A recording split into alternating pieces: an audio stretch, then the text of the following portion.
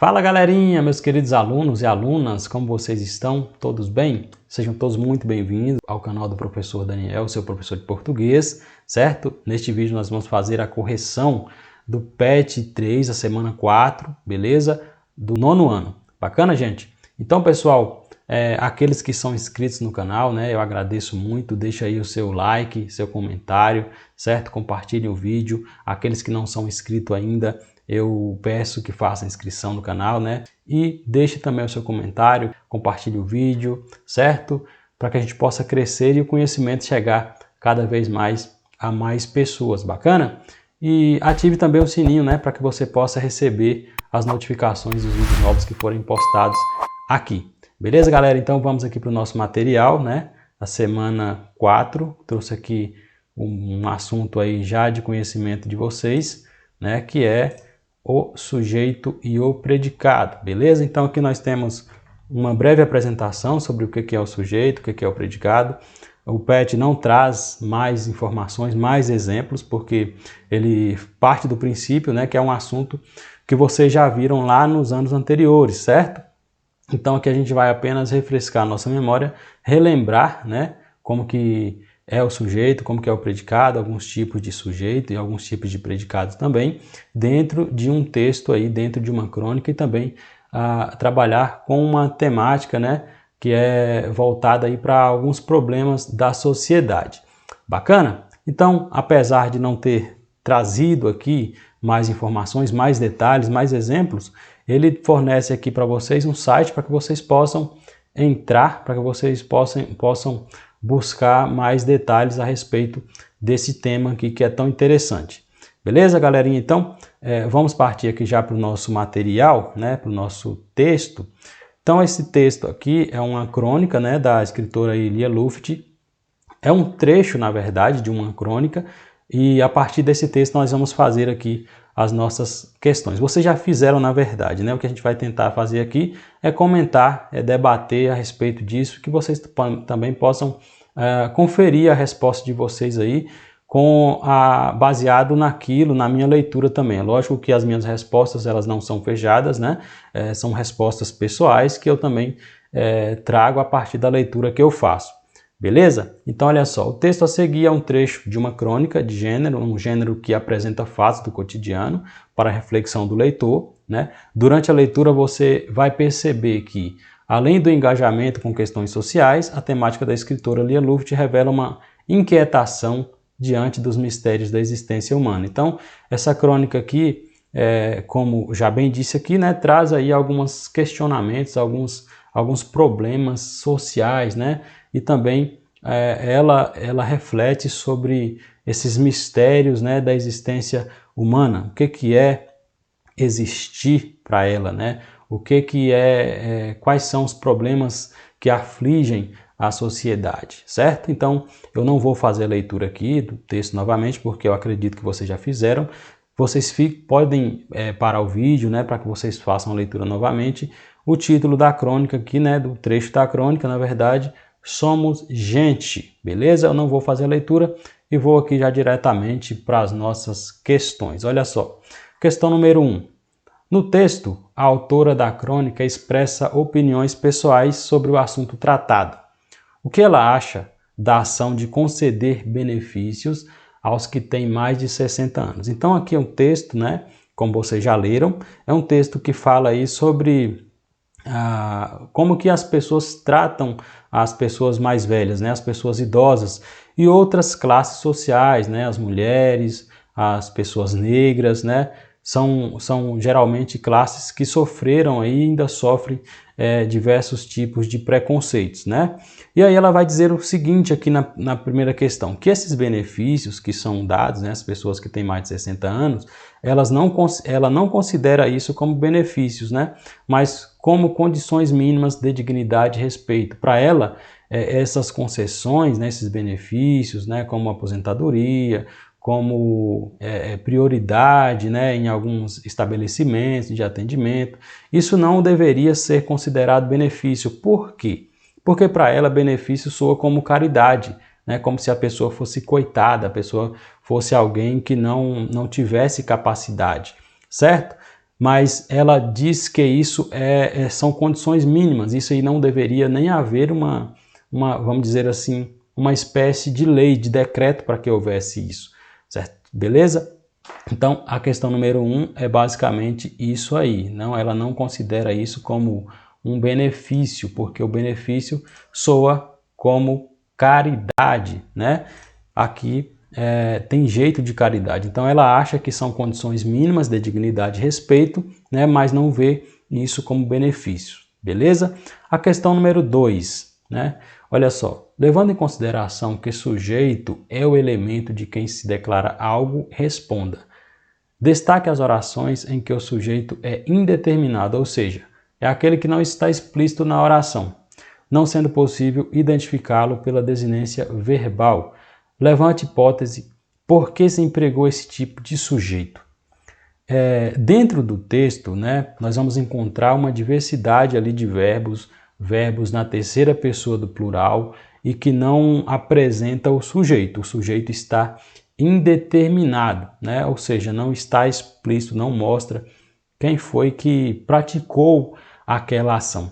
E a partir disso, nós vamos ver que há intenções por trás disso, né? Quando o escritor deixa esse sujeito indeterminado, não mostra, né? Nós vamos ver que há intenções por trás disso e é basicamente o que a questão 2 pede aqui, levantar a hipótese por que se empregou esse tipo de sujeito. Então, baseado aqui na minha leitura, né, naquilo que eu compreendi do texto, aquilo que eu interpretei do texto, né, eu trouxe aqui primeiramente, né, as frases ali, as orações em que nós temos o sujeito indeterminado.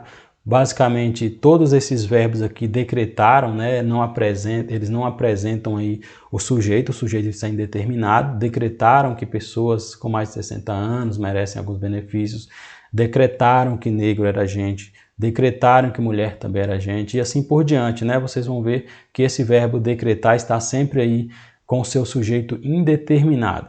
Beleza? E também aqui, né? Perceberam, achassem, são verbos que estão na terceira pessoa do plural e que a gente agora vai buscar respostas do porquê que a autora decidiu colocar esses verbos. Bom, nós temos aqui nós temos várias hipóteses, né? Várias possibilidades para ela ter deixado assim, como são ações que aconteceram há muito tempo, né?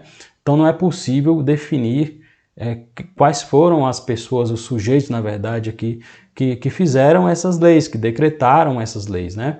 Essa é uma possibilidade, pelo fato de não saber, não ser possível identificar, pode ter sido uma grande quantidade, pode ter sido governos, políticos, né? Então não tem como definir claramente quem foi que foi lá e fez, né? Não dá para nomear um por um, né? Essa é uma hipótese. Outra possibilidade também pode ser tecer uma crítica, né? Quando a gente quer, né, criticar alguém e não nos incluir, né, naquele sistema, né, como se ela estivesse dando essa responsabilidade, delegando essa responsabilidade para outras pessoas que fizeram isso, né, e ela não se inclui. É como se ela não fizesse parte dessa sociedade, né? Então ela critica de forma indireta, né?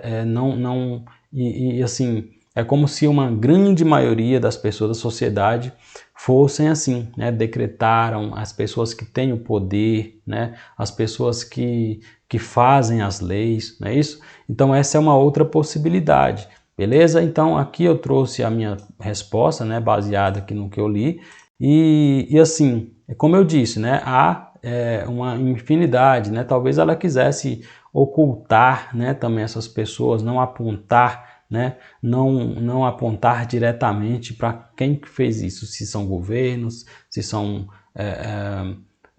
pessoas que detêm o poder, né? Pessoas que dominam a sociedade, né? Então, dentro dessas possibilidades aqui, eu destaco essa aqui, né? Por não ser possível identificar as pessoas que criaram as leis ou decretaram as medidas, ou tomaram consciência sobre as injustiças. Usou-se esse tipo de sujeito indeterminado. Bacana, meus queridos? Aqui a letra B nós temos o seguinte, no terceiro parágrafo, qual é o sujeito da locução verbal? Não deveriam ser impostas. qual é o seu núcleo e como ele se classifica.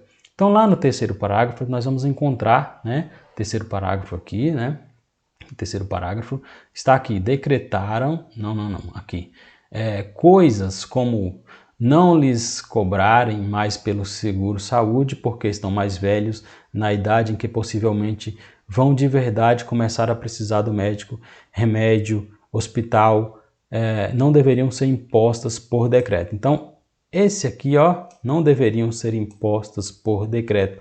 O que não deveriam ser impostas por decreto? Coisas como não lhe cobrarem mais pelo seguro-saúde. Beleza? E aí a gente vai ver qual é o núcleo desse sujeito.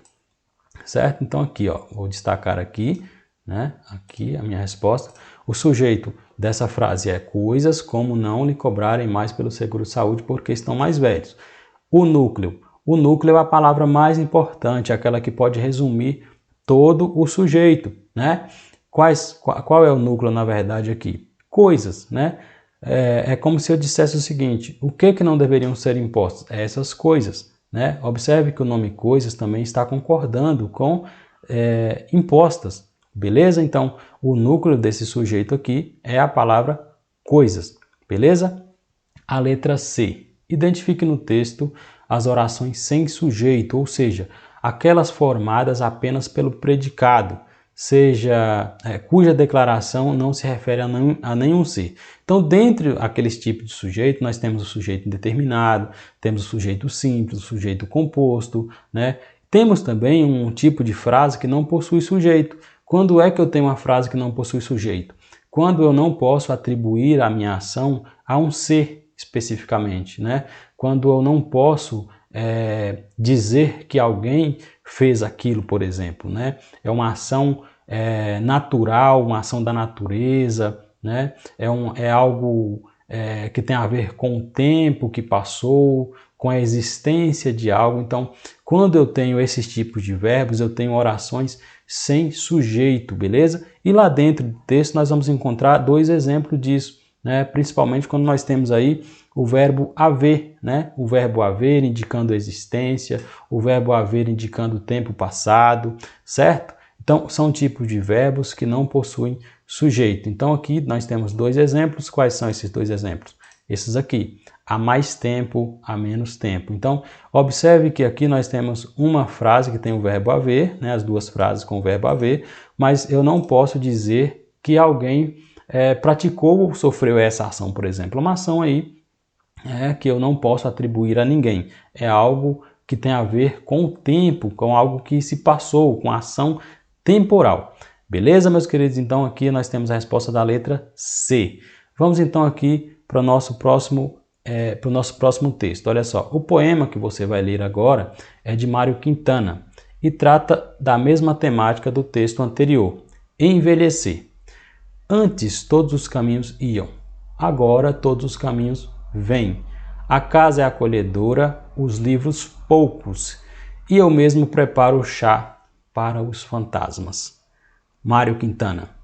Com base nos dois primeiros versos, explique o que significa envelhecer para o eu lírico.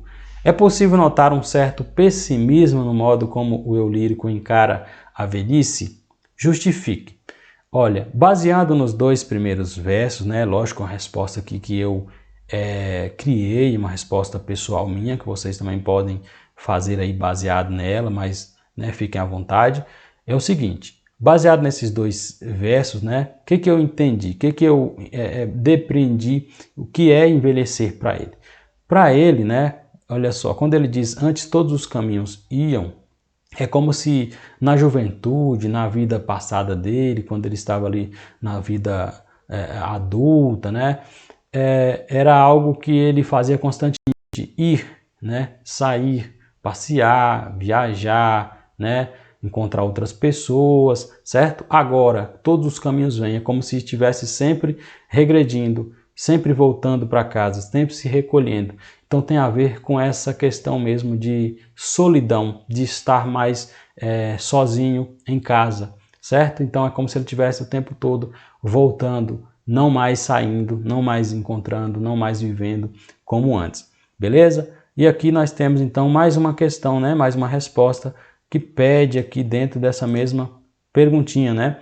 Então aqui, para o eu lírico, envelhecer é uma fase de recolhimento, de estar mais em casa do que em outros lugares, certo? Essa aqui é uma das respostas. A outra, é possível notar um certo pessimismo no modo como ele encara a velhice? Sim, né? Por quê? Por que ele é pessimista? Exatamente por isso, porque ele enxerga essa fase da vida como se fosse algo, como se fosse um sinônimo de solidão, de sofrimento, né? Algo que é como se não houvesse mais o porquê viver, né? Então é possível notar um certo pessimismo, sim, na forma como ele encara a vida, pois em suas palavras, na velhice, né, não se aproveita mais nada, né? Não se aproveita a vida como se aproveitava na juventude. Para ele, a velhice é sinônimo de solidão. Então, olha só, a casa é acolhedora, né? É como se ele estivesse preferindo sempre a casa, os livros, né?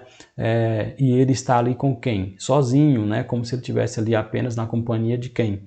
Dos fantasmas, certo? Então, é por isso que tem um tom pessimista, sim. Beleza? A questão 4, considerando que o predicado, agora voltando, né, para a nossa temática, o predicado é tudo que se diz sobre o sujeito, responda. No terceiro verso, como se chama o predicado das duas orações? Note que há uma elipse de um dos verbos. Então, no terceiro verso, qual é o terceiro verso? Terceiro verso, esse daqui, né? Deixa eu ver aqui se é isso mesmo. O terceiro verso é este aqui. A casa é acolhedora, os livros poucos. Observe que houve a elipse, né? O que é elipse, professor? A elipse é quando você esconde, é como se você retirasse um verbo da frase ou qualquer outra palavra, mas que é possível a gente fazer a leitura dele como se ele estivesse ali presente, né? Olha só, a casa é acolhedora, os livros poucos.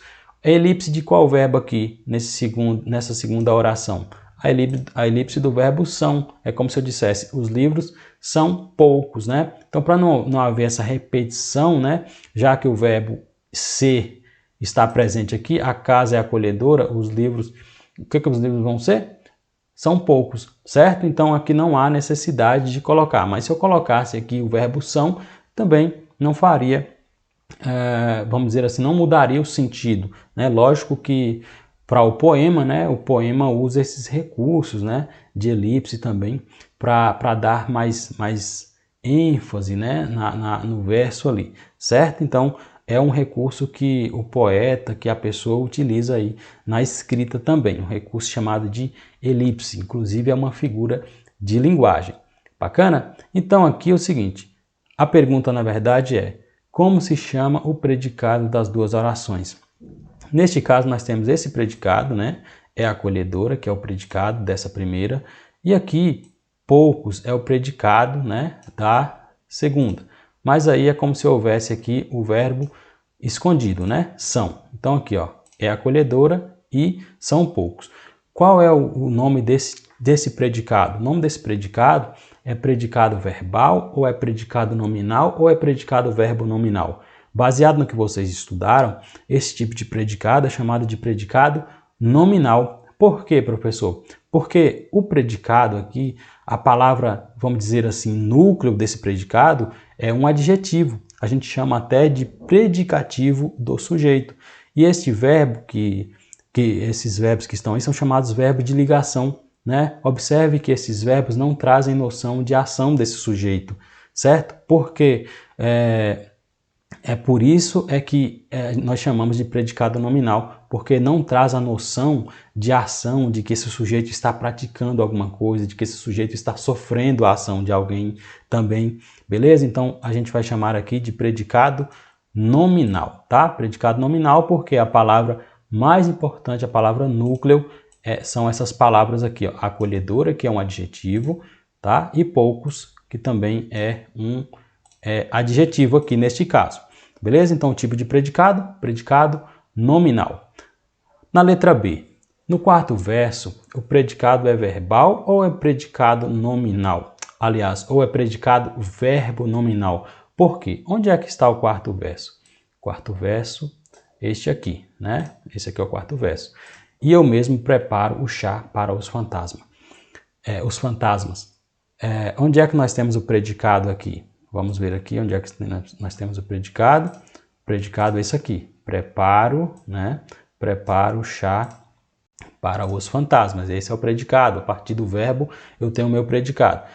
É um predicado verbal ou é um predicado verbo nominal? Predicado verbo nominal olha, vamos por parte. No predicado nominal, a palavra núcleo é um adjetivo, né? É uma palavrinha, um nome, vamos chamar assim, né? No predicado verbal, a palavra núcleo é um verbo. A atenção toda é voltada para o verbo, né? Neste caso aqui, quando eu digo preparo o chá para os fantasmas, eu tenho aqui a noção de ação, tenho a noção de ação praticada pelo sujeito. Ele faz o que? Ele prepara. Então, esse predicado é chamado de predicado verbal, beleza? E aí, pessoal, nós temos o seguinte, né? Então, um tipo de predicado, predicado verbal. Por que ele não é predicado verbo nominal?